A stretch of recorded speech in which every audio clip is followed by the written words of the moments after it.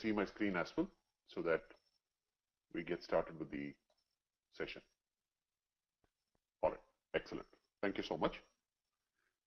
So today's session is session 2. So today what we are going to do is we are going to talk about a different concept called as, the main focus is going to be on a topic called as deployment. We're going to talk about deployment strategies for SAP HANA.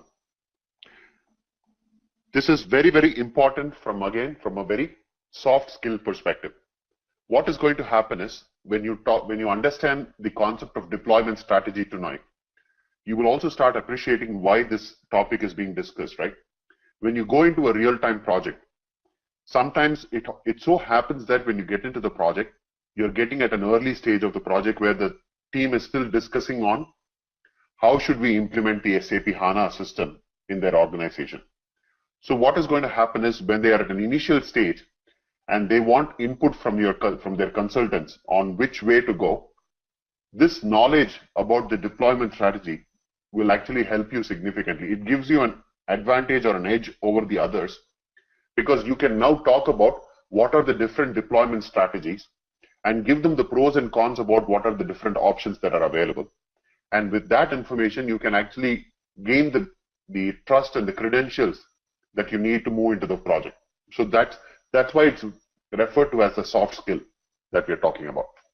All right, give me 1 second. Yeah. So that's the first thing that we're going to talk about. Once we complete that information, if time permits, we will move on to the next topic, which is called as the look and feel of HANA system. So these are the topics that we are going to be covering for tonight's session. So let's get started. So in last night's session, what we did, we talked about the benefits of SAP HANA system. We are not going to talk about that again in this session. But what I'm going to ask everybody is, the moment I say we are working on an SAP system, can anybody tell me, is it a 1-tier architecture? Is it a 2-tier architecture? Or is it a 3-tier architecture? Perfect. Rakesh, Anil, everybody is saying that the answer is 3-tier architecture. The 3 tiers of an SAP system are your database system, your application layer, and finally the client. So these are the 3 tiers, 1, 2, and 3. This applies to all SAP systems, like whether you're talking about SAP ECC, SAP BW, CRM, SRM, so on and so forth. Any system you take, it's the same case. It's a 3-tier application. So now that being said, can anybody tell me what kind of an architecture does SAP HANA have? A, 1 tier, B, 2, C, 3, and D, 2 or 3. So can anybody tell me what kind of a tiered application is SAP HANA? Just by guess, right? If you could let me know. So Anil is saying it is a 2-tier system. Can I get any more guesses? So Jit is also saying it's a 2-tier architecture. Okay, Rakesh is saying, and Rakesh and Venkat are saying that the option is D. The correct answer is it is 2 or 3, and that's the correct answer. And I will explain as to why it is like that. In the market, when you hear the term SAP HANA, nobody in the market nowadays calls the SAP HANA system as a database system. They don't call it as an in-memory database system. That used to be the original name given to the system. But as we moved on with SAP HANA evolving as a product, SAP HANA was referred to as an appliance or a platform. So the correct terminology used is SAP HANA is referred to as a platform. So what it means at a very, very layman terminology, right? It tells me that there is, if you look at this SAP HANA box, we all know for a fact that there is a database component inside this, because that's the core of HANA system, right? It is a very powerful in-memory database. But if that is the case, they should have just called it as a database, but they now start calling it as a platform. So why is it referred to as a platform? Is within this HANA system, if you look at this HANA box, it not only contains a database, but it also contains within itself an application layer. Okay, so it contains an application layer inside this HANA system itself.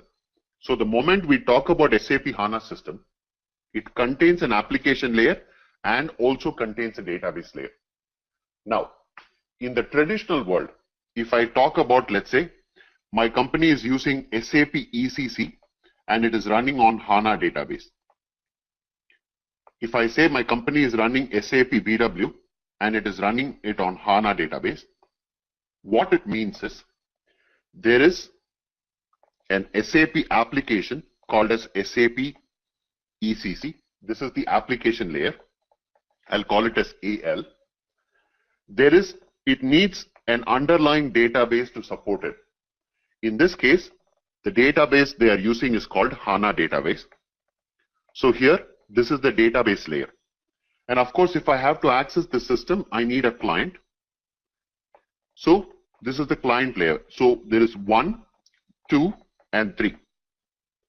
So what we are saying is, if a HANA database is supporting another SAP application, if it is a database for another SAP application like ECC or BW, then in that case, HANA behaves like a 3-tier architecture. Because in this case, this is purely considered only as a database layer. There is a separate application layer called as SAP ECC or SAP BW. And then in order to access that system, you will need a client. So there are 3 layers to this particular process. In this case, the HANA architecture is referred to as a 3-tier architecture. But let's take another scenario. Let's say I have an organization which does not have, it has no SAP applications running. In their organization, they don't have any application, which means they don't have SAP ECC, they don't have SAP BW, CRM, no application in SAP is being run in the system. They got to know about SAP HANA as a great product and they said, I'm going to invest in SAP HANA, and they bring it over into their organization. Now, all they have is a SAP HANA system. What does this HANA system always come? It is referred to as a platform. So, it comes with a database layer and it has its own application layer.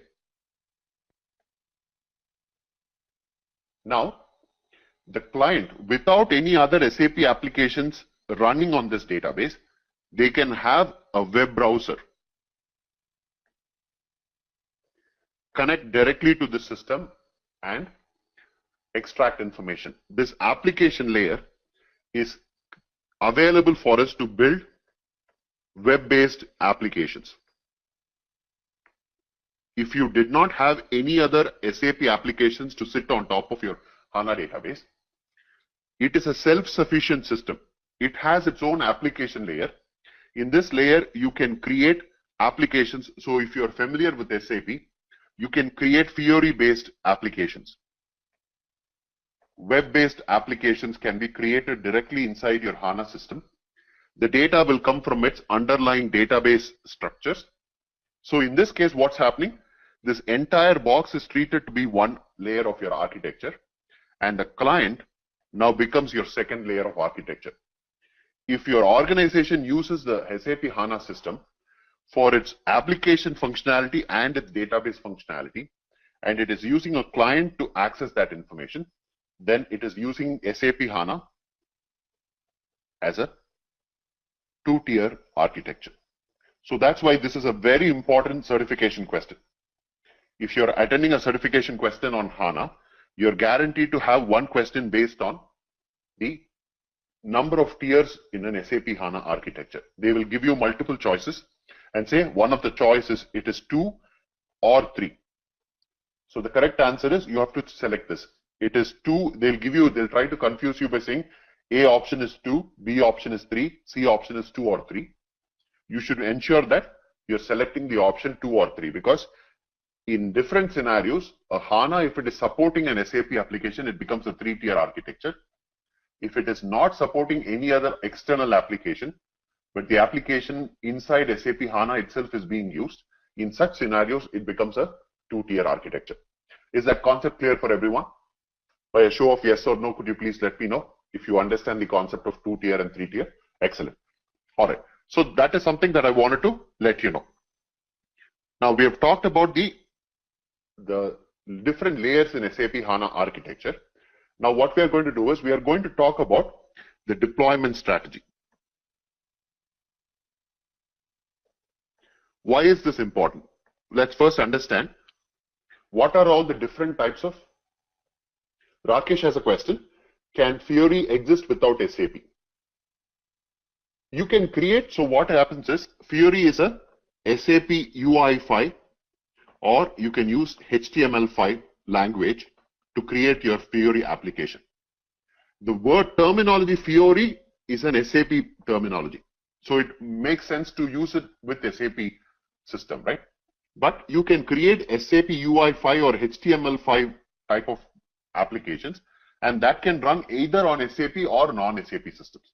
So there is no issue, no restrictions there. But typically when you talk about Fiori, Fiori is an SAP product and it always works with an SAP system. Okay. So now we are talking about deployment strategy. What do I mean by that is, where is your HANA system going to live? Going to reside in your organization? That's the question. When you try to answer this question, you're essentially saying, what is the deployment strategy for my SAP HANA? Where should my SAP HANA system reside? The different types of options we have are, the first one is called on-premise. The second option is called cloud. And the third option is called hybrid. So let's take a look at all the three functionalities, and you will appreciate what's happening, why a certain organization chooses one option over the other. And we will look at what are all the criteria that helps an organization make a decision between on-premise, cloud, or a hybrid option. Now, typically what happens, right? Let's say, for example, there is an organization in Dallas. Let's call this organization as ABC. In a typical regular world, what happens is, let's say, for example, I have an SAP system. This organization has an SAP system. Let's call SAP ECC, and it's used to run on Oracle database. So this physical system, what do I mean by physical system is, I am talking about the hardware. So the SAP ECC is your software component, which is nothing but your license, right? You can just buy it online. You get the product key codes and all that, and you can install the software. But I am talking about the hardware component. The moment I say hardware, think of hardware as three different components, okay? The first component is called network. The second component is storage. And the third component is the database. So these are all physical components, right? Network, what is network? You need routers, you need wires, fiber optic wires, so on and so forth. You need physical objects. What do we talk about storage? We talk about all the storage racks, the hard drives, all that you need to create your storage for your system. Your database, you need database, mechanical devices. All these are, if I were to generalize these three objects, I will refer to them as hardware. Now what we are talking about is, where are these hardware for this system stored? Typically what happens is, an organization, when it buys a product like this, they don't put it, let's say for example, this organization has a building and it has 10 different layers of this building. There are 10 levels in this building. this organization will never host or keep their hardware in the same building. What they will normally do is, there is a concept called as data center. A data center is a separate building from your main headquarter office, right?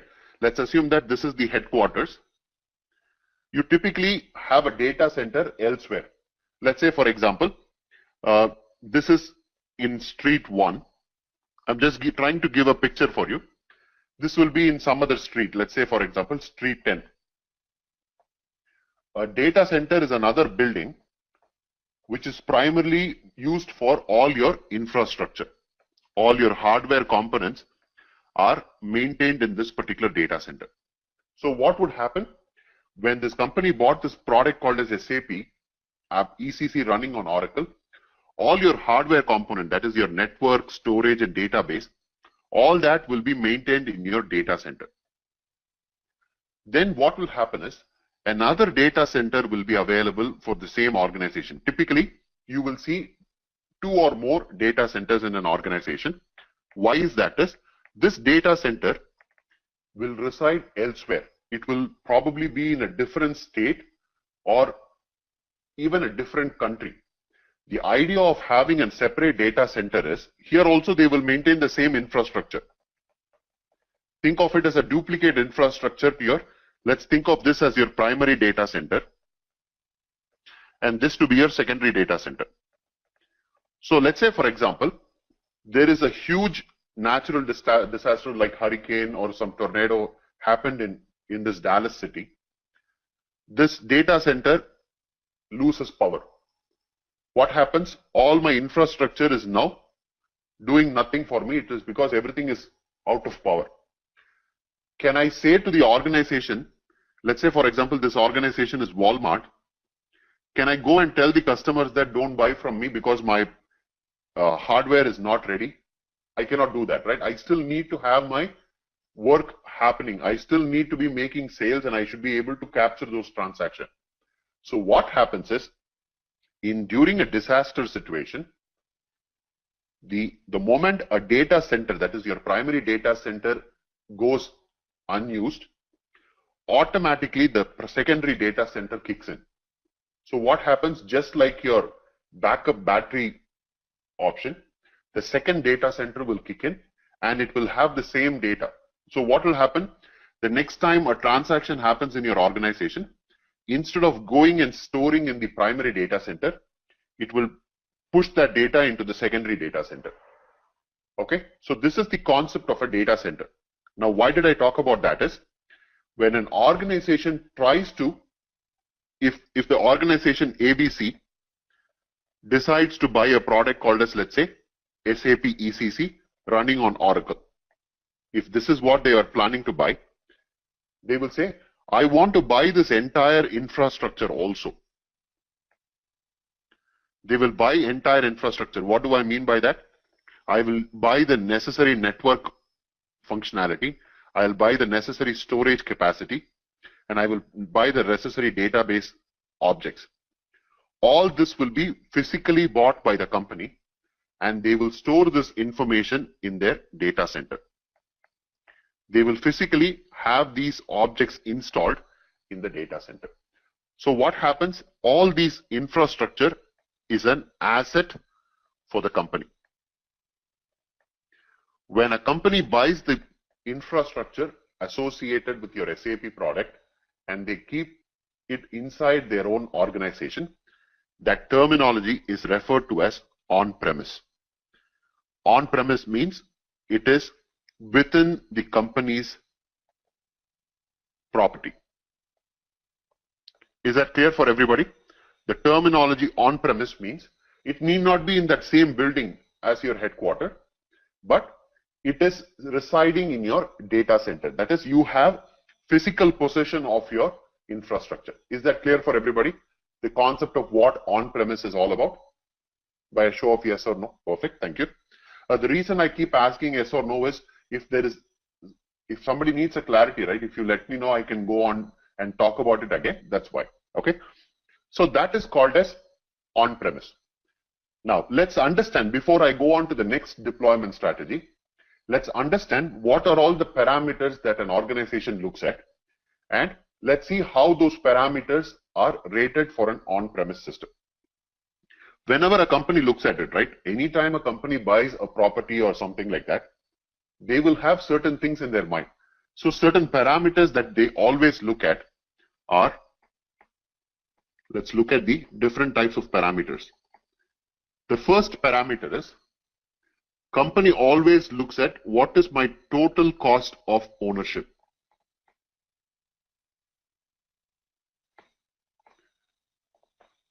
This is a very common question. If you're working in an organization, right, they will see what is the return on investment if I buy a property, an infrastructure called SAP system. What is going to be the cost of maintaining it? What is the cost of running that system on a day-to-day basis? What does this mean? This is talking about the initial dollar money you are going to be spending in buying the infrastructure. The resources you will need, resources like manpower to maintain the system. When I say resources, the building, right? You need property, real estate to maintain all this. So one parameter that a company always will look for is, when I'm going to do a SAP deployment, should I go for on-premise? If I go for on-premise, what is my total cost of ownership?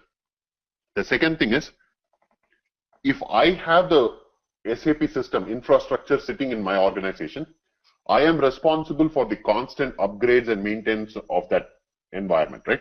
So I am now in charge of my upgrade and maintenance of those infrastructure. The next thing is, I am in charge of my security. So I have to keep people guarding this infrastructure. I also need to make sure that there is no breach of data from this particular infrastructure. So it is my responsibility. I know that if I put the right kind of people, it is highly secured when it is sitting in my own building. The next thing is software development lifecycle. Software development lifecycle, and I will talk about that in a minute. And finally, the bandwidth.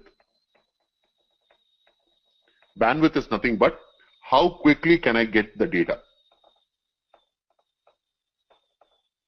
I'll explain all this concept clearly so that you will have an understanding.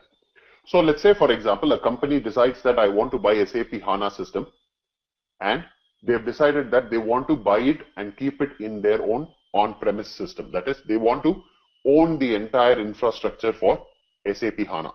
So what are we talking about? The company has decided, company ABC has decided to buy the SAP HANA system. So now, if I were to broadly classify this system, the HANA system will have a software component, which is the license, right? And then it will also need the hardware component. The hardware component is broken into storage, network, and your database.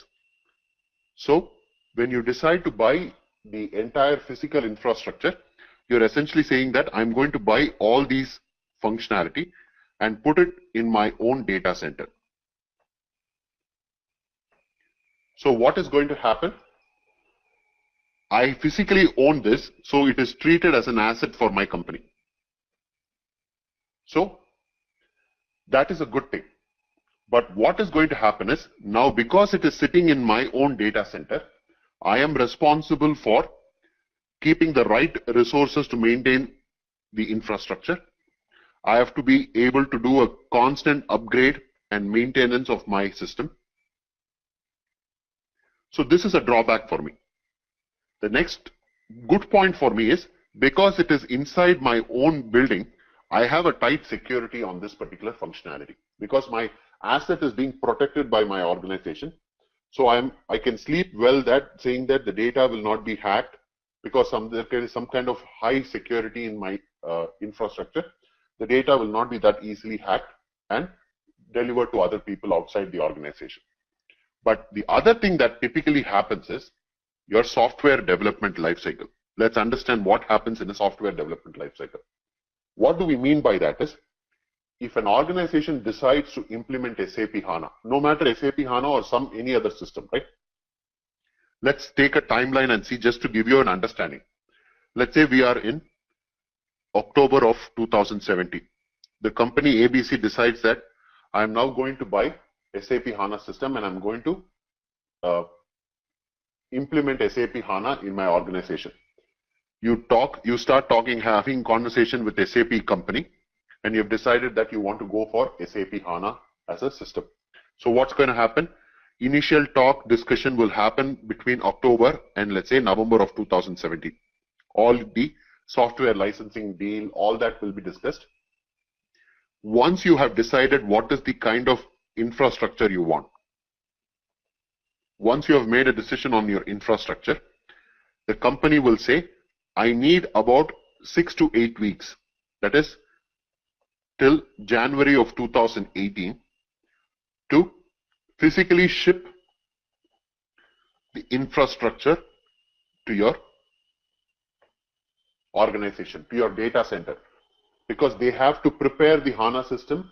They have to get the right kind of network, the routers, the switches, the storage capacity, the database, all needs to be clearly called out, and they have to prepare the HANA system exactly for you and ship it to the company.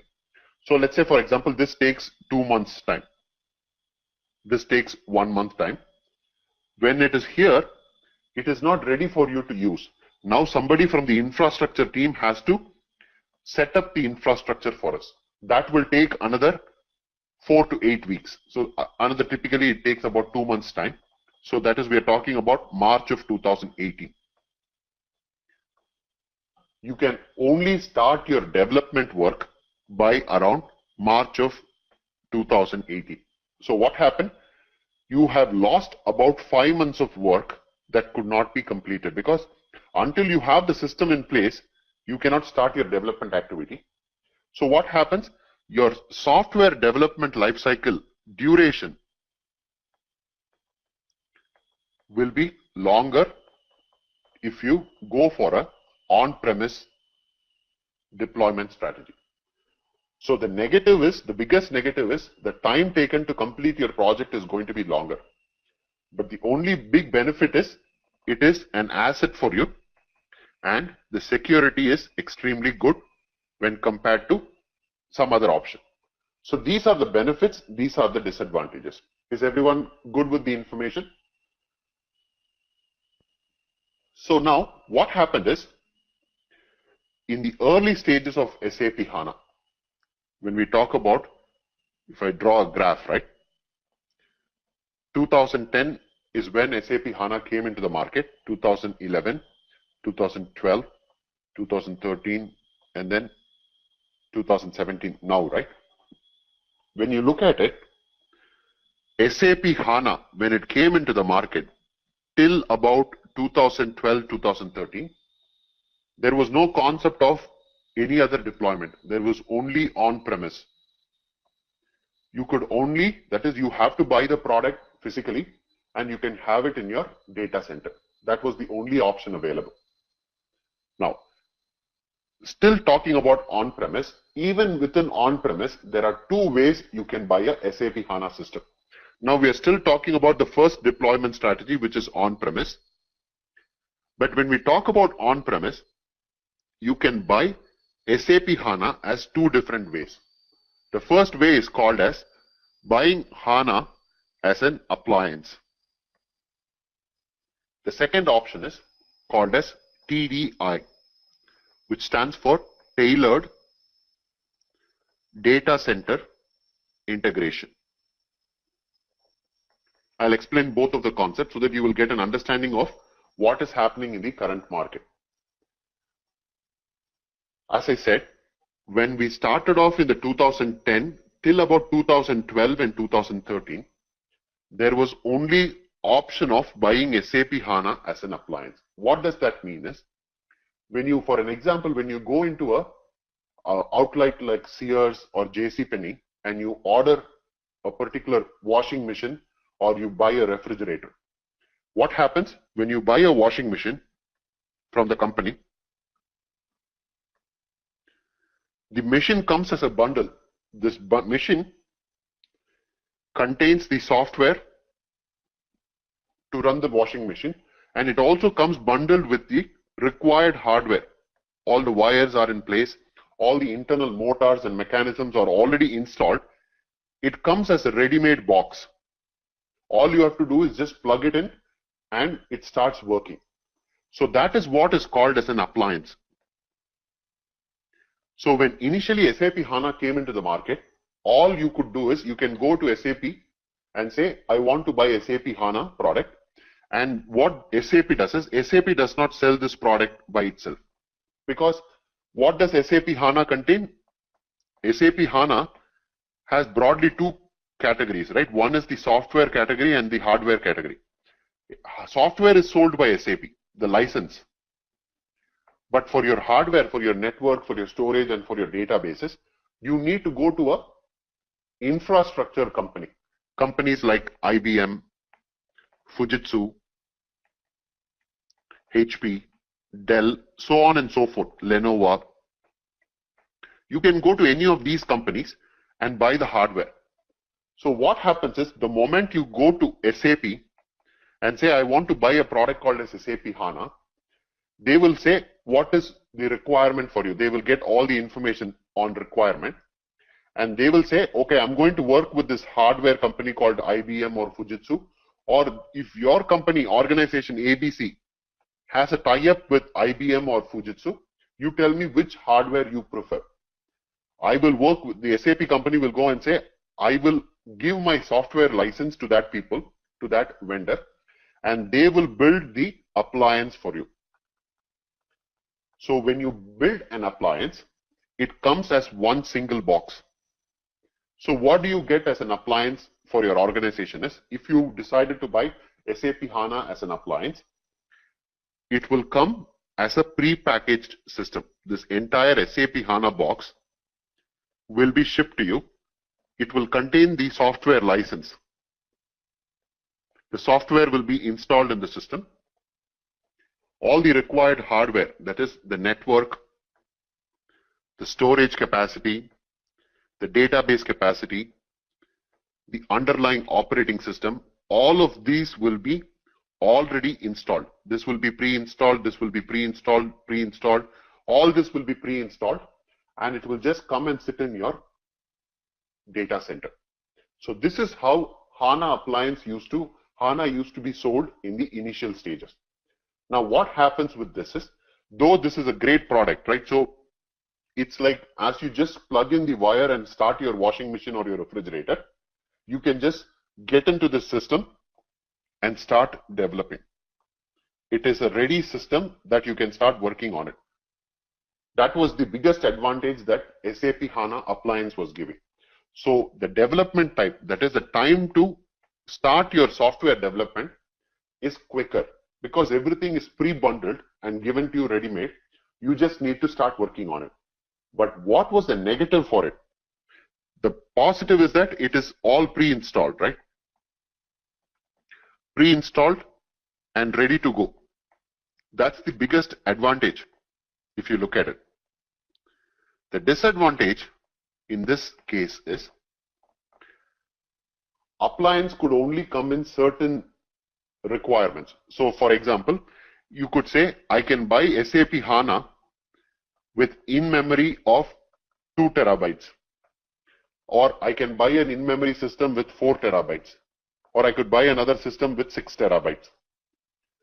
You're basically stuck with the number of main memory terabytes you have in that system. Let's say, for example, you did not know better, and as an organization in the evolving stages, early stages, right, in 2010 and 2011, you could not predict how much memory is going to be needed in your organization. You decided to go with a HANA appliance which has 2 terabytes of memory. You bought that product, the entire bundle of appliance came into your organization, you fixed it in your data center and started working. 2 years down the line, you realize that the 2 terabyte is not enough. I need to go into a 6 terabyte system.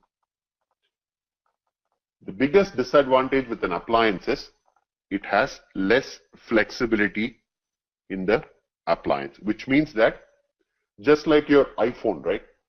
You cannot put a software in your iPhone 6 and call it as iPhone 8. You have to go and replace it with an iPhone 8 system. Just like that, the appliance has a fixed capacity. If you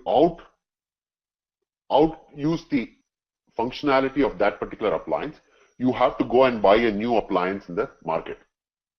So what happened? The challenge of this less flexibility was becoming a big concern for every organization. Very natural, right? My company can grow. I might not be able to visualize how much I'm going to grow in the next 3 years. So all of a sudden, I acquired another company and I got a lot of data. Now, I had originally planned that my system only needs 2 terabytes for the next 5 years, but I outgrew that 2 terabytes in the next 1 year itself. So what happens? I'm basically stuck with that appliance. If I were to go forward, I have to buy one more new appliance and buy it. So there is less flexibility when you talk about HANA appliance. The next functionality or next disadvantage is that, let's say, for example, my organization, again, ABC, has a huge data center. Okay, let's assume that this data center is already there. I have several Oracle infrastructure already maintained here. There is Oracle system, there is SQL Server system, so on, so forth, IBM system. They are all maintained in this particular organization. Now I have gone and added a new SAP HANA appliance also in that building. But in the early years, 2010 till about 2012, because I did not have a choice but to buy a HANA appliance, I went and bought this product. But I realized that for this system also, I would need some network. I would need some storage. Let's say, for example, I had a lot of still new routers that are still not being used. They are in place, but they are not being used. I have CPU capacity or storage capacity that is still available, that is supporting your Oracle, but it's not being used. There is free space. Let's say there is 50 terabytes of space, or let's say 5 terabytes of CPU capacity is still free being used for Oracle. Here, another system also has some network available and has some storage available. The other biggest constraint, in addition to having less flexibility, the organizations were facing is, they were saying, I have a lot of network bandwidth still available in my organization. I have still a lot of capacity storage freely available in my existing infrastructure, but you are telling me that I cannot use any of those. I have to only buy the appliance from you, and it has to be brand new. So what was happening is, the organizations could not leverage existing infrastructure. Is everybody understanding the problem statement here? Though there were networks and routers and switches available in the existing data center, because SAP said you can only buy it as a bundle and bring it in, you had to buy all the network and routers, everything, storage, everything had to be bought in a bundle. You could not use any of our existing free space or free routers that were available in your existing infrastructure. So what happened? They were unnecessarily wasting their storage, which they had already paid for, and they could not leverage it. So that was the biggest second constraint, that is not leveraging existing hardware in your organization. So is everybody getting the point of what are the main two disadvantages we had with SAP HANA being bought as an appliance? It has less flexibility, and it does not let you use any of your existing infrastructure in your organization. So what happened? Organizations, right, when they started buying this product, they started complaining. They said, this is not fair for us because we are spending a lot of money. I don't want to be restricted by only using your bundled option as an appliance and not being able to leverage my own internal infrastructure capability. So what happened in 2010 till about 2012, this fight was going on. I could only buy HANA as an appliance, and that is all a company could do. somewhere around mid of 2012, early 2013, SAP heard from all their clients, right, from different organizations that if you only give me SAP HANA as an appliance, I'm not going to buy it. People started complaining that I cannot afford to just buy HANA appliance. They started giving another new option called as the second option called TDI. It stands for Tailored Data Center Integration. What do I mean by that is, with this second option called TDI, I need not buy HANA as an appliance. I definitely have to buy my SAP HANA software license from SAP. There is no choice for me, right? I have to get it from them. But when it comes to the hardware capability, I can, if this is my data center, and if this data center is already supporting other systems like Oracle, SQL Server, and so on and so forth, and if they had network and storage capacity that is still available, what SAP said is you can leverage those existing network and storage capacity for building your HANA system. The only constraint they put was you can leverage any network or any storage that is in your existing data center, but our only condition, SAP's only condition was that this network and storage has to be certified for HANA.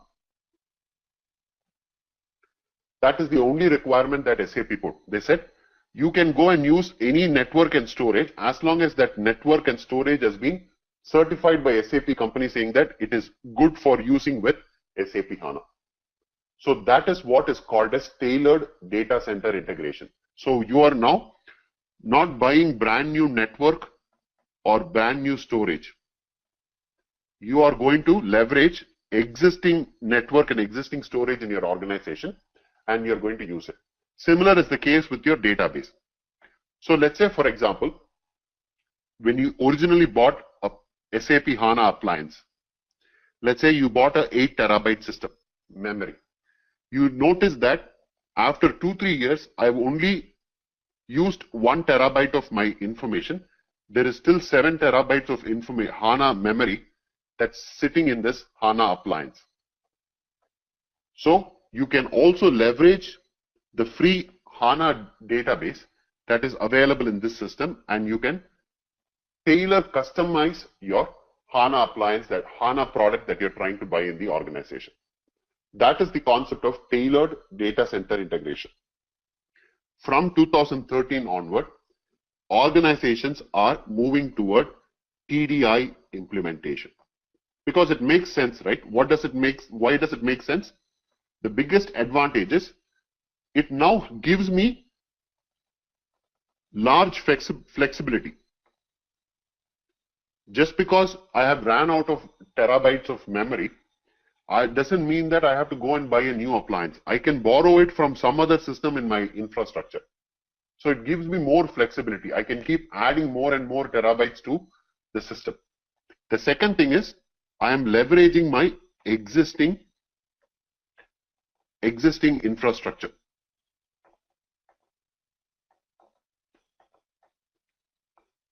So is this concept of on-premise HANA appliance and on-premise tailored data center integration clear for everybody? By a show of, yeah, perfect. Thanks, Venkat. Rakesh is saying, hold on. I'm guessing Rakesh wants to ask a question. Let me see if I can. Give me 1 minute.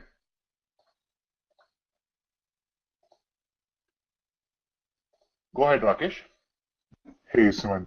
Yeah, I just want to know, we can leverage hardware from the existing infrastructure, but how hard is it? How it will affect those software deployment lifecycle, and I just want to know how hard is it to to take it from one place or from other server and put it into the the server we are using. Mm-hmm. Yeah. So what would happen is you have to first do those design calculations, right? Just because it is available, you cannot take it and use it for your new system.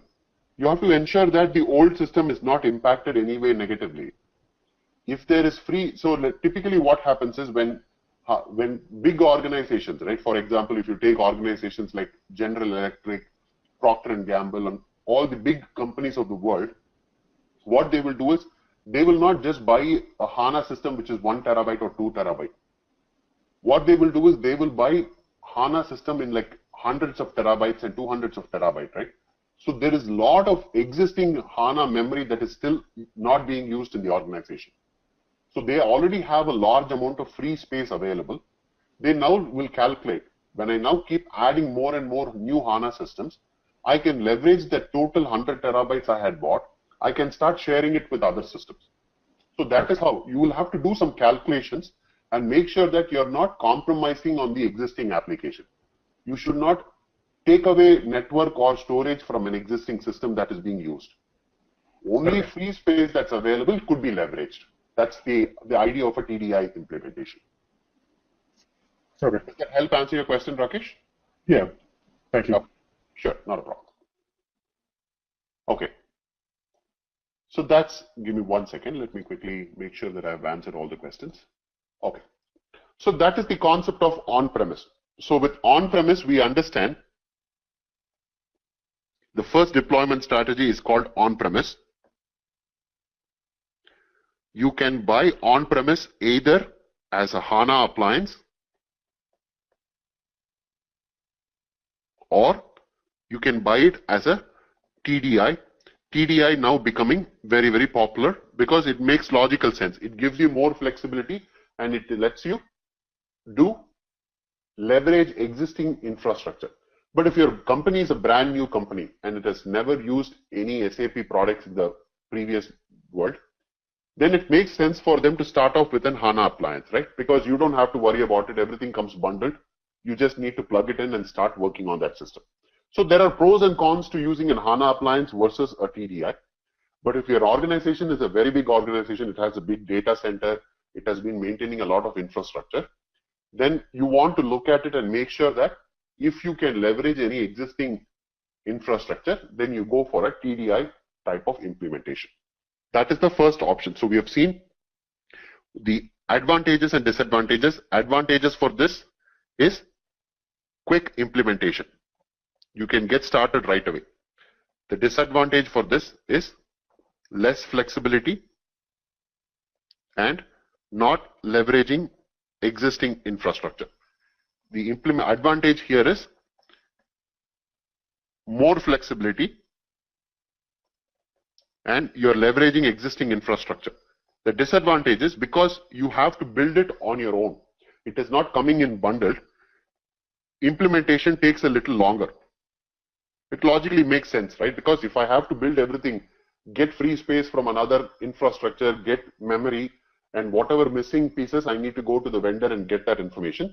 It's going to take time for me to build a TDI model, and TDI implementation is going to take a little longer. Now, these are all the things that is of concern when you talk about on-premise model. The second model is called cloud offering. We all know what is a cloud offering. So some of the cloud offerings that we have seen in the market, we know that Amazon Web Services is a very popular cloud service. Microsoft Azure is also another very popularly used cloud services. So what does a cloud service mean? What it means is you decide to buy SAP HANA as an organization. Let's say your organization is still called as ABC and you decide to buy SAP HANA. But you're now saying that I don't really want to keep this as an asset. I don't want to buy the infrastructure and maintain it on my own. So what you can do is you can go to the outside market. You can go to a cloud infrastructure.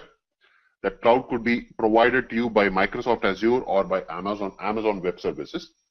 You can say, I want to just rent your infrastructure and I want to use SAP HANA in this system. So what will happen? Again, if you break it down, if you want SAP HANA, you need two major components. One is your software component, that is your license. The next one is your hardware component, which is your network your storage, and database. With a cloud option, you still need to buy your license. It makes sense, right? Because if I want to use SAP, I have to get the license for SAP Pro. But what I don't need is, I don't need the infrastructure or hardware. The cloud services, Amazon Web Services or Microsoft Azure, they will have all the infrastructure ready in place. I just need to install my license there and start using the services that they are providing. That is the biggest advantage of your cloud offering.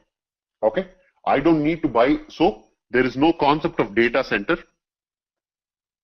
I am not keeping my infrastructure. I don't hold any infrastructure. All the infrastructure is held by the service company, cloud offering company called Amazon Web Services or Microsoft Azure. They have their own infrastructure. I am just renting their infrastructure and running my SAP HANA system. Is that clear for everybody at a high level what cloud is all about? In a cloud offering, you do not own or have an asset for your infrastructure. It is all provided by the cloud company itself. Now, when you talk about cloud offering, at a high level, if I talk about cloud offering, when it comes to SAP HANA, cloud offering is provided in two different ways. One is called public cloud offering and the other one is called private cloud offering. So let's understand what these two terminology means. Let's say, for example, Amazon Web Services has a big, let's say this is Amazon Web Services. They have a big cloud offering. When they have a public cloud offering,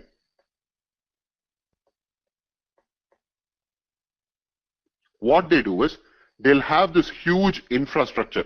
Let's assume that there is a huge infrastructure. This infrastructure is shared with a company called ABC, with another company called XYZ, with another company called 123, and so on and so forth.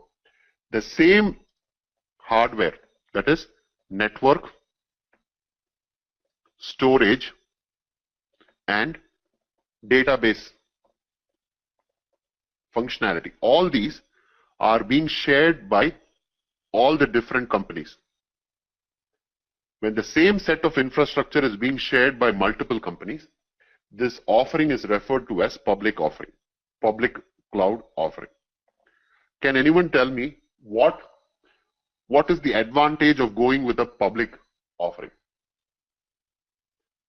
Naturally, if I'm going and sharing a system with few other people, right? What happens? My cost goes down. Would everybody agree? Exactly. Less service cost, right? My investment or the amount I have to pay is going to be less. But what happens to my security?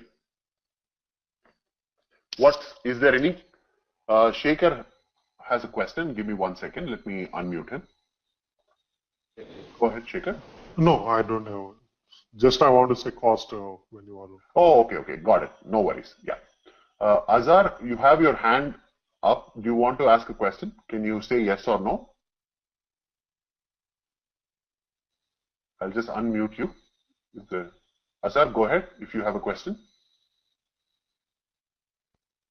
Okay. All right.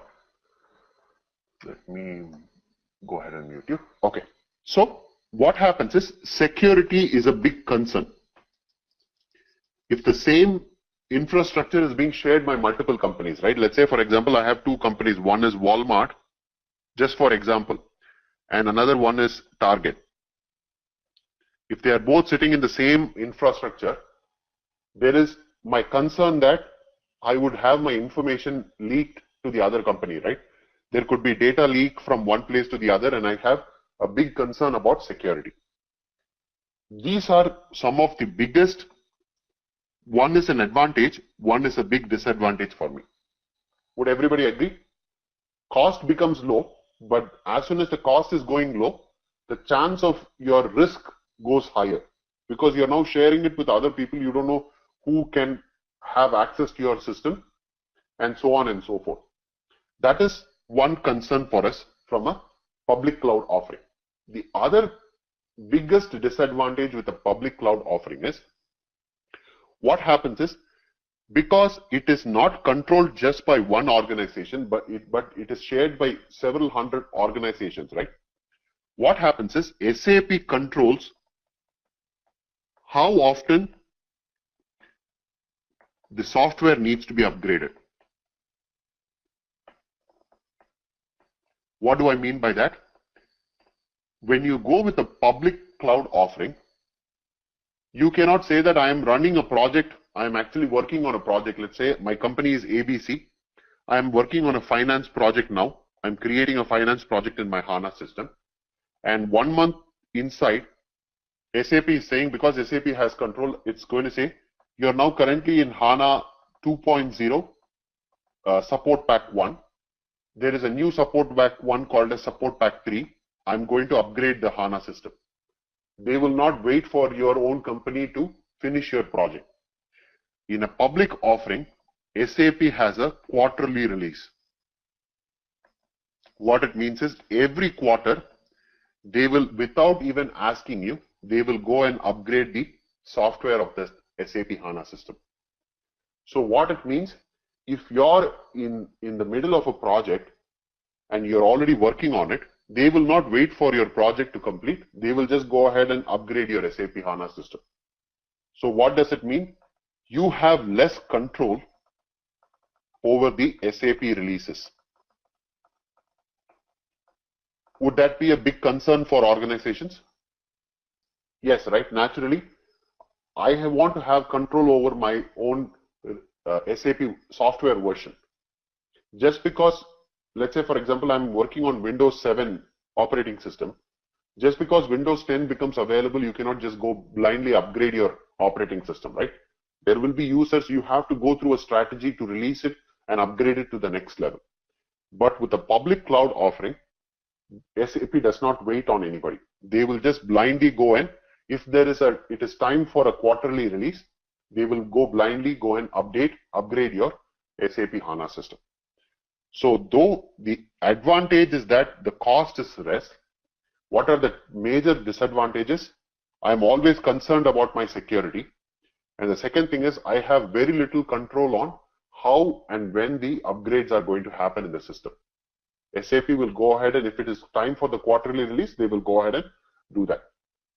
So you will see that very seldom organizations will go for public offering, public cloud offering. This is not a common practice.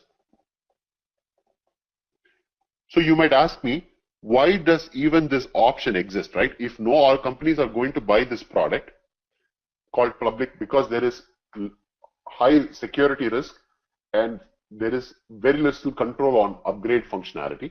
Why would an organization go for public cloud offering? The reason why an organization would go for public cloud offering is, if you are at the early stages of your project, you want to test the waters. You don't know how the system looks like. Your company is now, let's say for example, your company has gone ahead and paid a vendor and said, I want to buy HANA as an appliance. They've already signed the contract with, let's say for example, IBM, and IBM is currently working on building your HANA appliance. They are saying that this is going to take 3 months' time for us to ship it and install it in your data center. So now you don't want to sit quiet, but you want to be able to practice and do some kind of early prototypes or proof of concept for your organization. So what you could do, you can buy a public cloud offering. You can, like a subscription, you can go to Amazon Web Services and you can say, for the next 3 months, I want to get a subscription from your company. So what will happen? You will only use it for proof of concept. Only for proof of concept and your early prototypes will big organizations use public cloud offering. Does that make sense for everybody?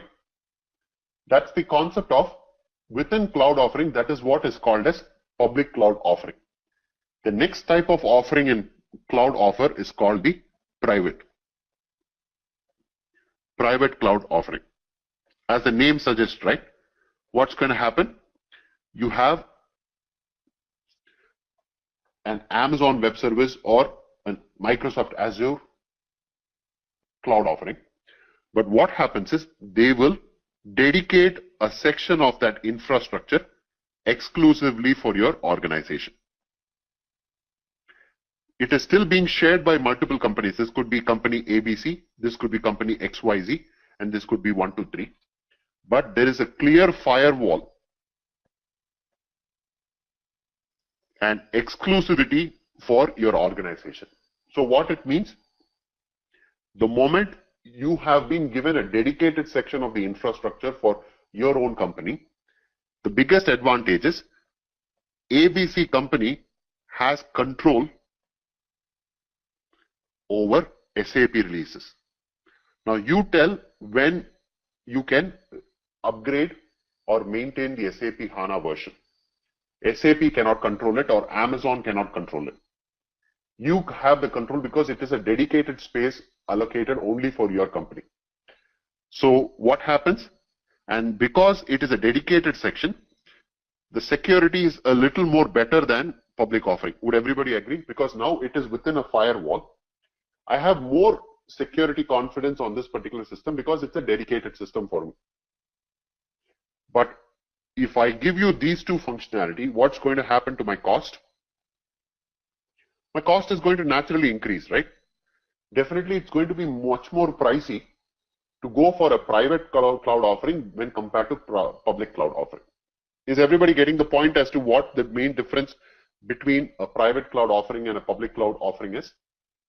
With the private cloud, you get to control your SAP releases and you get to improve your security functionality, but you have to pay a premium price for using such dedicated capabilities. Okay, that is what private. And so if you look at the deployment strategy,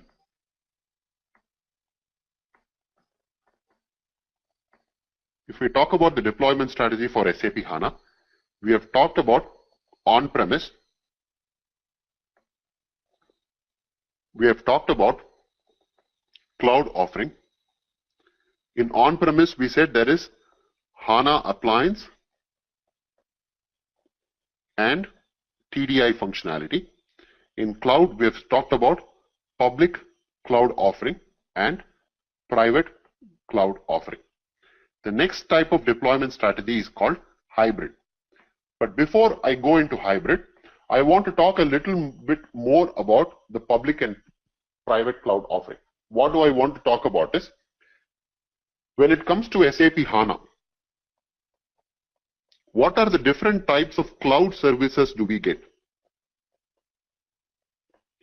The reason you need to understand all this functionality at a high level, right? When you go, and now it will hopefully help understand when you go and talk to a director or a project manager in your organization, when you're at the early stages, you can ask them the right kind of question. Hey, what are the criteria that you're looking for in developing this HANA system? When you gather those parameters, you can help them drive towards either an on-premise solution or toward a cloud solution. Because now you have an understanding of what are the advantages and disadvantages of an on-premise system versus a cloud system. Now, to go a little more deeper, because cloud is a humongous concept, right? There are so many different types of services available in cloud. We want to touch upon few specific cloud services that are available specifically for SAP HANA, and we'll understand what does it mean. So can anybody tell me what are the different types of cloud services that are available? Just a name or two. Jitu has a question. Let me unmute him. Go ahead, Jitu. Actually, I'm not able to understand this not having control over SAP release in private and public. Like, as the cloud service is offering the hardware service, that is the network, database, and the storage. So how that is impacting over the not having control over SAP release? Because SAP anyways is like releasing quarterly the support package. So it is up to the client base, no, that whether they want to upgrade it or not. Very good question, Jitu. I'll explain it to you, right? So just to give a clarity for everybody, right? What Jitu is asking is, if this is my cloud services, and there is a company called ABC that is using the infrastructure of Amazon Web Services. XYZ is also using the infrastructure of the Amazon Web Services. And ABC has control over the license for SAP, and XYZ has the control over the license for SAP. So G2's question is, if the company has the license control over SAP, and let's say, for example, I bought SAP HANA 1.0, let's assume, and I'm in support pack 12. This is where I am right now. Jitu is a little confused in asking, why should SAP control how often this particular release should be improved? Why is that, is Jitu? The reason is, let's say, for example, SAP is saying that because you are supporting multiple organizations, it is in SAP's benefit to constantly apply fixes, do quarterly releases to make sure that the bugs from the previous versions are removed. When you do a release in SAP, what happens is the changes are not only at your software layer. A change in your software layer would require a change in your infrastructure. Okay? So it would require that you have to upgrade your infrastructure also. Maybe your storage has to be upgraded, your network has to be upgraded, or your database needs to be upgraded to go through a software upgrade release. Now, Amazon has control over the infrastructure in this example. When SAP decides to upgrade their SAP system to a latest version, Amazon Web Service is bound to upgrade their hardware also. So what happens? Amazon cannot go to every company and say, can I upgrade my hardware? Because SAP is doing its implementation, right? They will go blindly upgrade their infrastructure also. So that is why there is very little control when it comes to public cloud offering. Does that help answer your question, Jitu? By a show of yes or no? Because there is a tight integration between the SAP release and the corresponding infrastructure. In a public cloud offering, what SAP is doing is they want to always show the latest and greatest, right?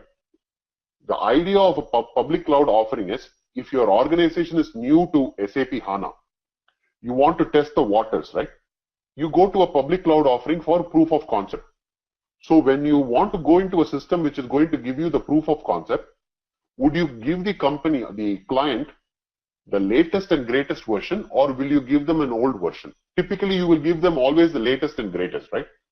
So SAP says, in a public cloud offering, I am always going to keep my system updated and ready.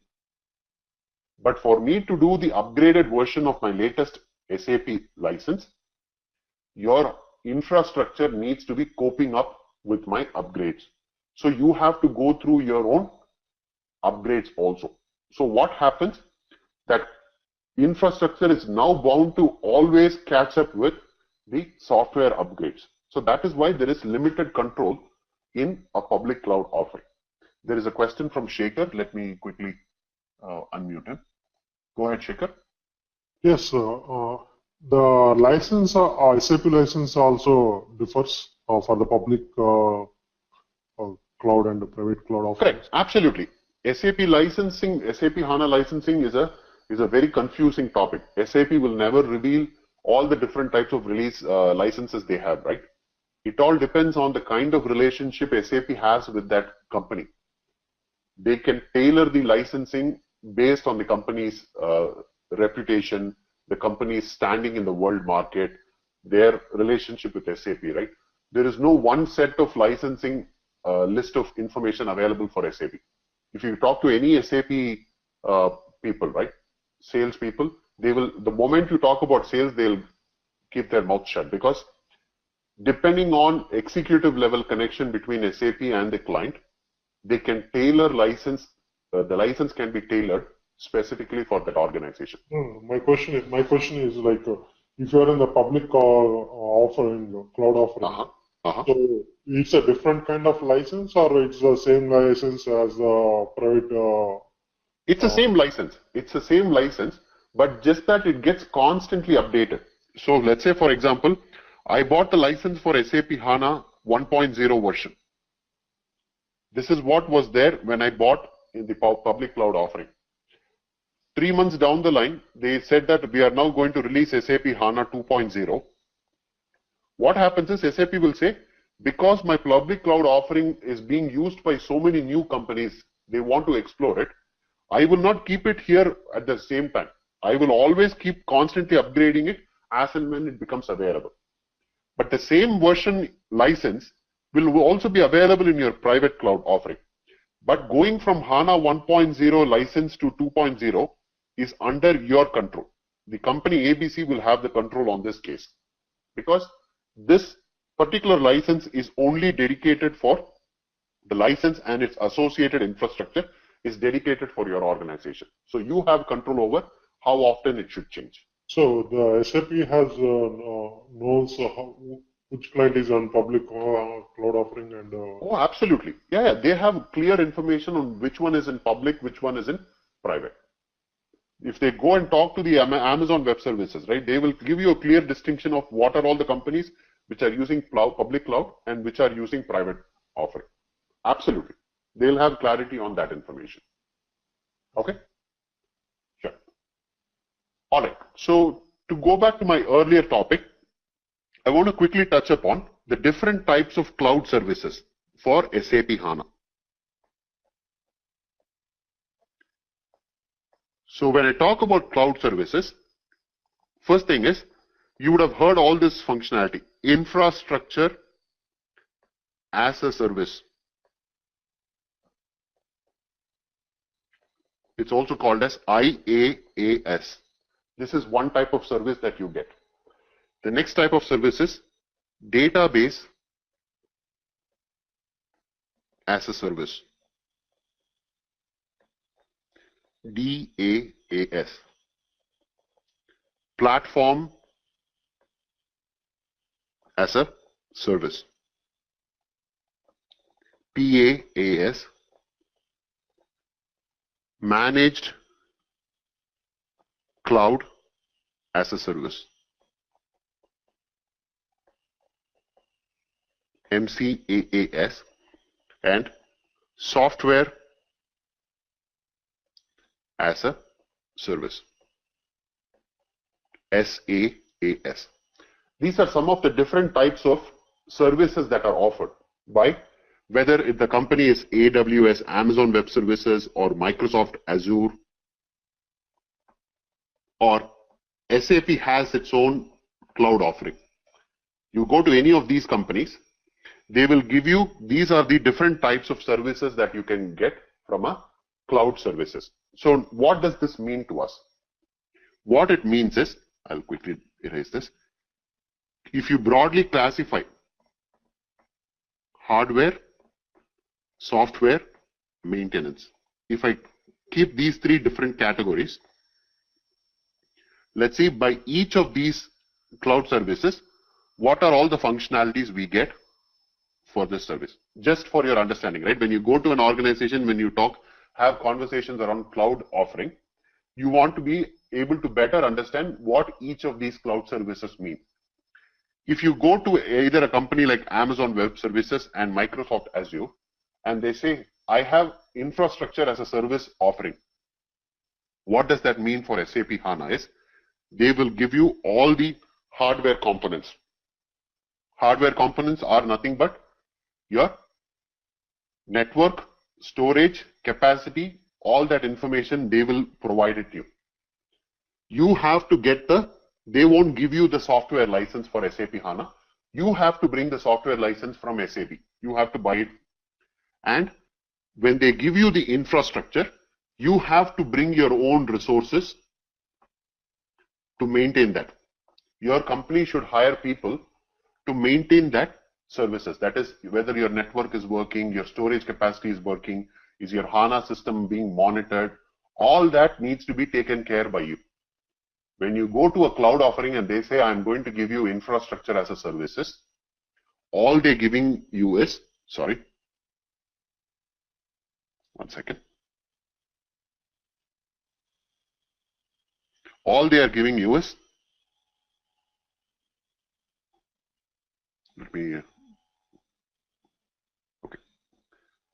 all they're giving you is the hardware.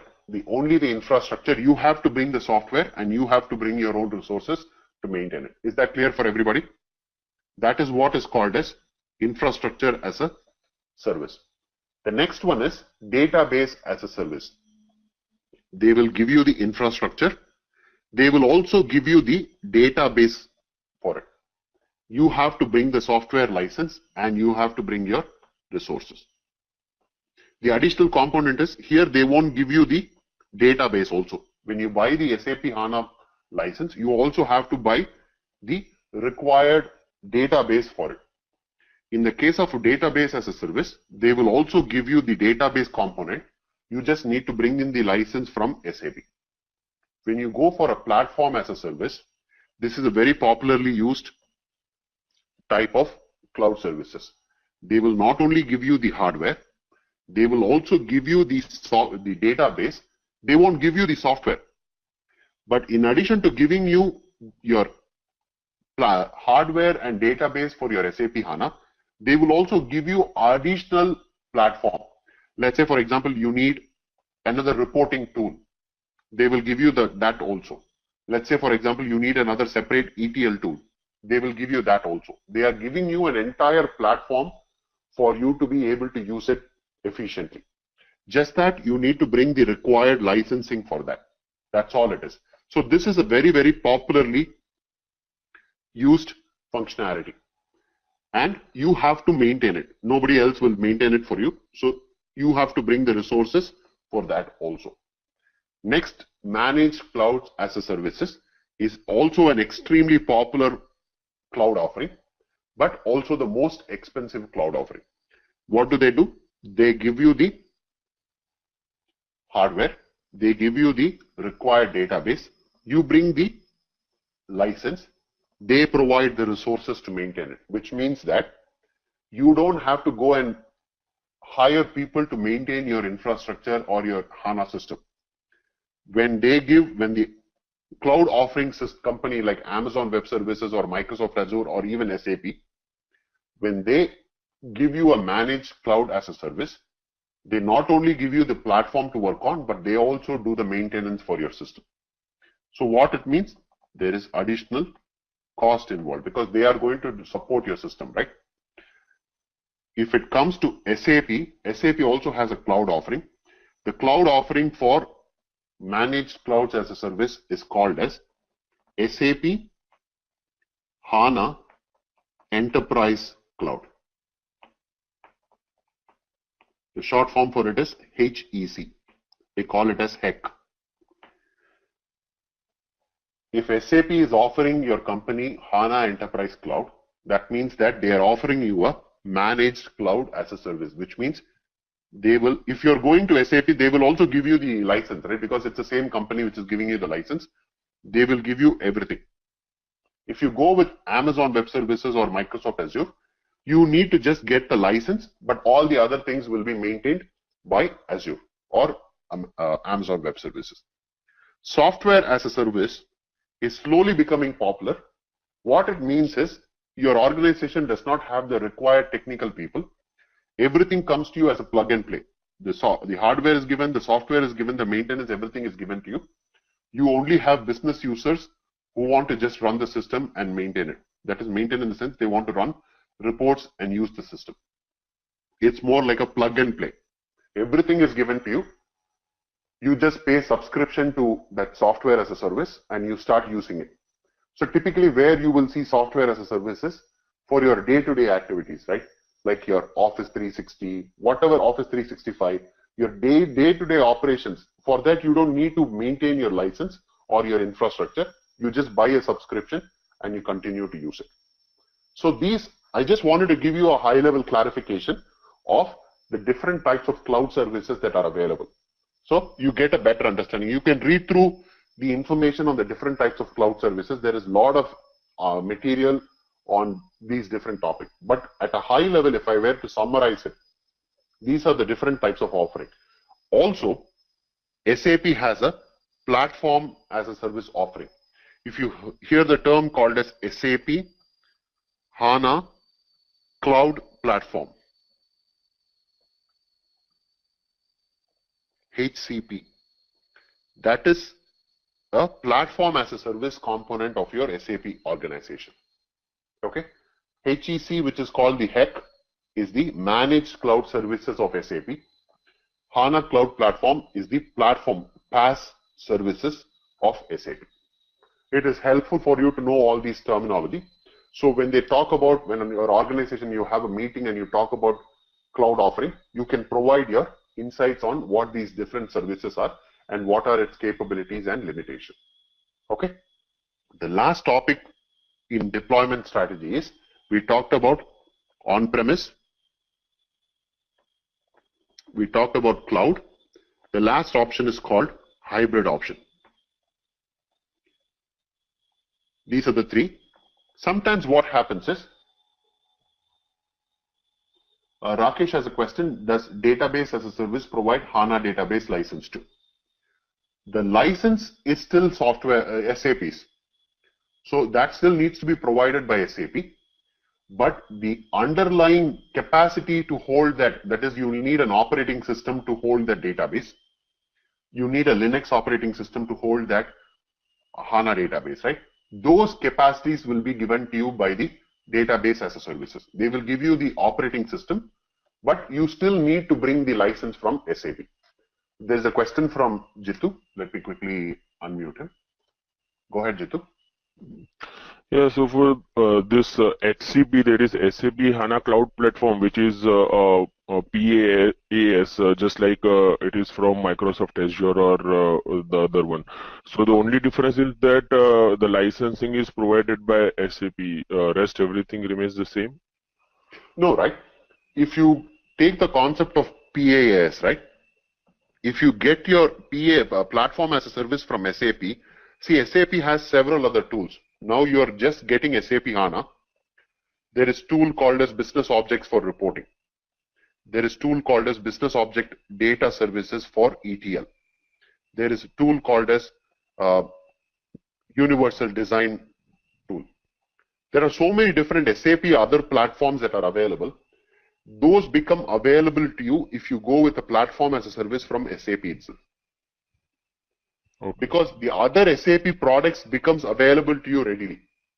Otherwise, what will happen, in this case, you just need the licensing for all these functionality. If you go with a platform as a service with another company like Microsoft, Azure or Amazon, they will have to go and install the required new softwares that you're asking for. They will do it.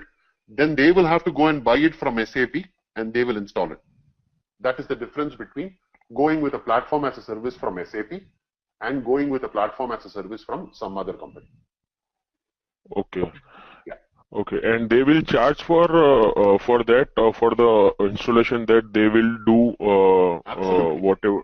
Okay. Yeah, there will be a premium for it, right? Absolutely. There will be a premium for it. Yeah. All right. There is a question from Venkat. What is the main difference between managed cloud as a service and software as a service? The thing is that with managed cloud as a service, you still have a little bit of control. That is, you can use their resources to maintain, do the monitoring work. But if you want to do any development work in that system, right, you can have your own resources to develop new products in your HANA system. That is what is the advantage in the managed cloud service. Most of your day-to-day operational activities like maintaining, monitoring your systems and all that will be done by the cloud provider. But if you want to develop a new product or new project needs to be worked on, you can have your own development team work on that system. But when it comes to software as a service, there is no scope of new development and all that. You're using whatever is given to you and you're just blindly using that system. You don't spend time developing new products in that software. It is the final product that's given to you and you just use it as is. That's the big difference. Did that help clarify the question? Okay.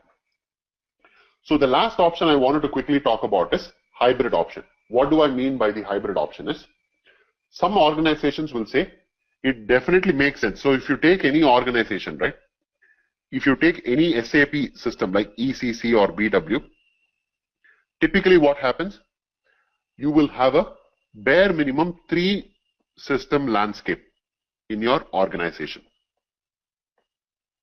What do I mean by that is, you will have an SAP ECC system that is used for development. And then you will have another SAP ECC system that is used for QA or for testing. And you will have another SAP ECC system that's for production. So typically at a bare minimum, your organization will have a 3-system landscape: development, quality, and production. So what happens is, if I buy all the 3 on-premise, I have to maintain 3 sets of infrastructure in my data center. What naturally will happen? My cost of maintaining those systems will go higher. So what an organization can decide is, they can say, maybe my development system does not need to be very secure. So maybe I can create my development system on cloud. And maybe my QA can also be on cloud. But only my production system, which is containing the actual transaction data in my organization, that alone I want to keep it on-premise. So when you do a combination of cloud and on-premise together in your organization, that concept becomes hybrid functionality. So it's a very simple concept, right? Everybody understands it. Your non-productive systems need not be in an expensive invested data center. You can just buy a cloud offering for those, because you don't really keep all your productive information in your development system. It's a very small system. You need to be developing things, and you will finally move everything into production. When it goes to production, the production system is extremely sensitive. You want to keep it in on-premise. So that is the concept of a hybrid functionality. So is the concept of deployment clear for everybody? On-premise, cloud, and hybrid offering. We saw all the 3 different options, and we saw what are the pros and cons with each and every functionality. Is that there is a question from Rakesh. Let me unmute him. Go ahead, Rakesh. Yeah, I have one question for cloud in a deployment. Let's say, for example, we are deploying a solution, or we bought an infrastructure for a 2 terabyte box or something like that, and then down the line, we are close to filling up the 2 terabyte. How could we enhance it? If I wanted to add another 1 terabyte blade to it or something like that, is it possible in a cloud system? Absolutely, right? That's a very good question, Rakesh. So I'll explain the concept of HANA system, right? We're going a little ahead, but I'll still explain the answer to you. When you buy an SAP HANA system, you can buy SAP HANA as one of 2 different ways. It's called as a scale-up system or called as a scale-out system. What it means is, if you buy a scale-up system, you get a rack. Let's say, for example, I have right now 1 terabyte, and I have 2 racks like this, which contains each 1 terabyte. And this particular system is built to go all the way to 10 terabytes of information. So the cloud offering system would have either a scale-up system. If they have a scale-up system and you're only currently using 2 terabytes, you still have opportunities to go to another 8 terabytes. You can continue to add more, just like in your laptop or your hard drive, right? In your computer. You have minimum memory that you have right now, but you can stack more memory in that system. That is one option. If you go with a scale out, what will happen is, you can have multiple nodes of SAP HANA, node 1, node 2, node 3, and so on and so forth. This will have a fixed limitation. It will say, I can only store 4 terabytes. Let's say you have already used 3 terabytes and there is only 1 and you already used it. What you can do is, you can buy another extra node and add another 4 terabytes. So this scaling out option or scale up option is available to you. You can choose one of these options in your cloud offering. Okay. So, yeah, you can always scale up or scale out, needing based on your requirement. Thank you. Sure. All right. So this is what I wanted to cover for tonight's session. So tomorrow, what we are going to do is, we will start talking about the look and feel of the SAP HANA system. So before we end the session, I wanted to ask one quick question to everybody, because there was a discussion last night about what possible days we can have the session. So I just wanted to give another option to everybody and see if that works for you. If not, I am perfectly all right to continue with the existing sessions. So today, as of now, this particular training session is scheduled to run on Tuesdays, Wednesday, and Thursday at 8 p.m. Central. I remember that last night few people asked if we could change this. So I talked to the training coordinator. I wanted to give you one more option and see if you would prefer that option over the existing option. If not, we will continue with the existing option. The other option is we do it on Saturday and Sunday from 7:30 p.m. CST to about 10 p.m. CST. Essentially, we will cover the same amount of information, but we will just choose a weekend. I know that many people would be working and it would become a little difficult for you to come and attend a session on a weekday. So I just want to give you an option. So if everybody, again, nothing is finalized. If everybody still wants to continue with the existing dates, I'm perfectly all right with it, but I just thought that I should give you an option. And so if everybody, right, work home and travel on Sunday, sorry. Okay, so it looks like everybody is saying weekend is not possible for them. Perfect. So if that is okay, I will continue with the existing functionality itself. So let's not, okay, that makes it very clear. So let's not change this. It is going to continue to be Tuesday, Wednesday, and Thursday at 8 p.m. Central. So no changes to that. Just I wanted to make sure that I asked that question. I would not be able to do Monday to Wednesday because I have plans for Monday. So I would not be able to skip that. So that's why. So let's stick with this original plan of Tuesday, Wednesday, and Thursday, and let's move forward. All right, we'll stop here for tonight's session. Let's continue tomorrow. We will start talking about the look and feel of HANA system, and then we will move on to very, very critical topic called as technical architecture. To know the nuts and bolts of what's happening behind SAP HANA, that's a very, very important topic you need to understand in order for you to completely appreciate what SAP HANA is doing behind the scenes. Okay? All right. Thanks, everybody. We will talk tomorrow, same time, 8 p.m. Central. Thanks, Rakesh. Really appreciate it.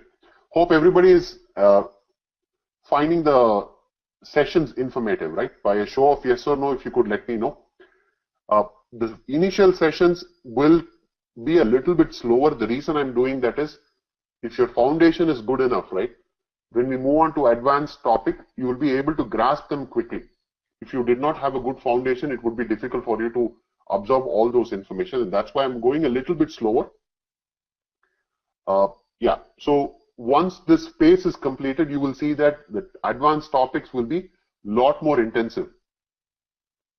Sure, no problem. I believe Shekhar has a quick question. Let me quickly take that question and then we'll complete tonight's session. Go ahead, Shekhar. So how the transports will be handled in the hybrid solution? It's a different kind of concept, or because the concept is still same. For a developer, you will still collect a transport and move it to the next environment. But how the transport is moved from one environment to the other environment depends whether it is a cloud or an on-premise. Yeah, so I'm talking about the hybrid. Correct. So even if your development system is in hybrid, in cloud, and your QA system is in on-premise, right? You still will collect your transport regularly in your development environment. But it will get routed from a cloud to an on-premise environment when it moves from development to QA. So for you as a developer, it will not make any difference how you're capturing the transport. The way you capture the transport will be the same. But how it moves and how it gets rerouted from a cloud environment to an on-premise will be taken care by the behind the scenes action. The basis team will take care of how that needs to be rerouted. Okay, and when we talk about those topics, right, when we get to transport sections, Shekhar, We will touch upon all that information and will help you understand how the transports are captured, whether it is on-premise or on cloud. Okay? Yeah. All right. Thanks, everybody. We will talk tomorrow at 8 p.m. Central. Good night.